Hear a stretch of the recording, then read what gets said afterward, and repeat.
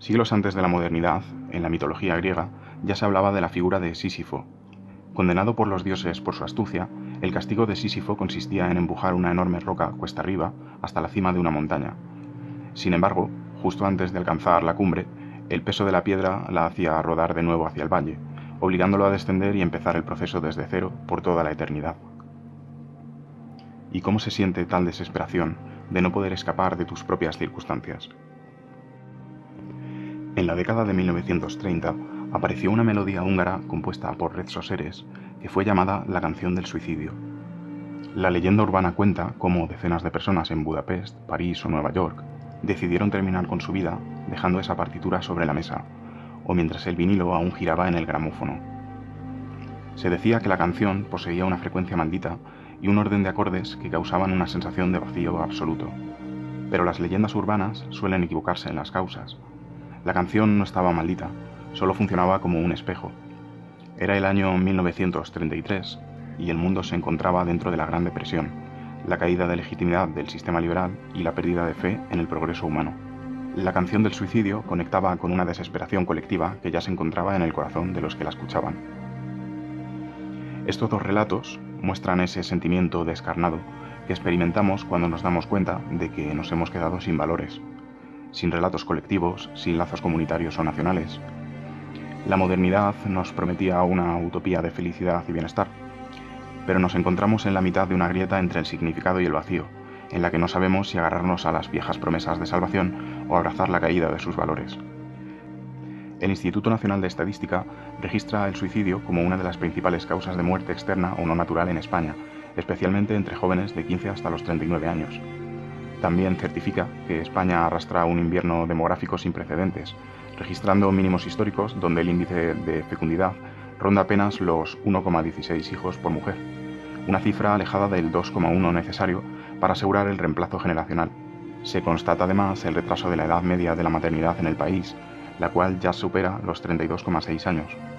La Agencia Española de Medicamentos y Productos Sanitarios nos cuenta que España se sitúa a la cabeza de los países de la OCDE en el consumo de benzodiazepinas, y el Ministerio de Sanidad, en su registro estatal de interrupciones voluntarias del embarazo, reporta que en España se superan de manera habitual los 90.000 o 100.000 interrupciones anuales.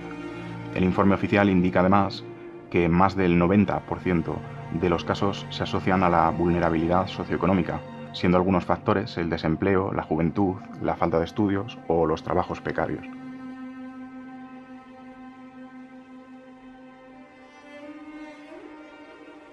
Durante las últimas décadas del siglo XX, las sociedades occidentales tomaban la premisa de que el completar unos estudios y llegar a unas buenas condiciones laborales garantizaban estabilidad económica, movilidad social ascendente y el acceso a la propiedad de una vivienda. Actualmente ese modelo ha dejado de funcionar. El empleo formal y a tiempo completo ha dejado de ser un mecanismo automático de salida de la vulnerabilidad económica. Los informes FOESA y Cáritas Española nos dicen que está consolidado el fenómeno de los trabajadores pobres, y es que disponer de un contrato laboral en España ya no es un factor de protección definitivo contra el riesgo de exclusión social, debido a la diferencia entre salarios y coste real de la vida. Por lo tanto, acceder a una vivienda en propiedad se hace cada vez más difícil, un hecho documentado por el Instituto Nacional de Estadística y el Banco de España. Economistas como Thomas Piketty y sociólogos como Alberto Recio demuestran que la riqueza acumulada mediante herencias o rentas tiene hoy mucho más peso en el futuro de un joven que el salario derivado de su propio esfuerzo o titulación. Los informes del Observatorio de Emancipación del Consejo de la Juventud de España detallan que los jóvenes deben destinar un porcentaje de sus ingresos netos al pago del alquiler que supera ampliamente el 30% recomendado por los organismos reguladores, lo que destruye su capacidad de ahorro y causa una incertidumbre financiera crónica. Por otro lado, junto a estas causas, las grandes ciudades tienen altas densidades de población en espacios reducidos, pero esto no significa necesariamente una mayor cohesión social, sino que en muchas ocasiones nos lleva al aislamiento. En Amor líquido, el sociólogo Zygmunt Bauman explica cómo las dinámicas modernas han sustituido los vínculos comunitarios sólidos por conexiones virtuales, fluidas y desechables, donde las relaciones se abordan desde una perspectiva de consumo. Esto es aprovechado por las plataformas digitales que sustituyen la interacción interpersonal por interacciones digitales. Y de hecho, los datos académicos del Observatorio Estatal de la Soledad No Deseada en España revelan que las tasas más altas de soledad crónica se registran precisamente en los entornos urbanos densificados y dentro de la población joven. Para rematar las causas de esta crisis de salud mental, la producción cultural se ha visto deteriorada a unos niveles trágicos. El mercado actual del entretenimiento prioriza la velocidad del dinero, buscando en todo momento captar nuestra atención. En Realismo capitalista, Mark Fisher analiza cómo la cultura actual es absorbida por la lógica mercantil, vaciándola de complejidad y profundidad para transformarla en un producto de consumo rápido diseñado para retener al usuario de forma inmediata. Podemos ver este proceso de forma clara en el fenómeno de la simplificación de la música más escuchada actualmente. Investigadores del CSIC, en estudios liderados por científicos como Joan Serra, han demostrado, mediante el análisis informático de millones de canciones de las últimas décadas, que la música comercial sufre una pérdida progresiva de diversidad tímbrica y una simplificación extrema de las transiciones de acordes, imponiendo composiciones planas basadas en bucles repetitivos y volúmenes planos. Y llegando a las últimas causas de esta crisis de salud mental, tenemos el fenómeno de la estimulación constante. Las grandes tecnológicas aplican la denominada economía de la atención, un modelo de negocio donde la dopamina se extrae con el acceso inmediato al entretenimiento para tener al individuo siempre conectado. El intento obsesivo de evadirnos del sufrimiento mediante el placer anula los mecanismos psicológicos para después gestionar el dolor real.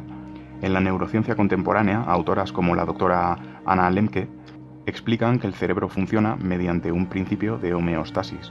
Cuando se le bombardea con un exceso de placer, los mecanismos de compensación inclinan la balanza hacia el lado del dolor, para restablecer el equilibrio, provocando un estado de insatisfacción crónica.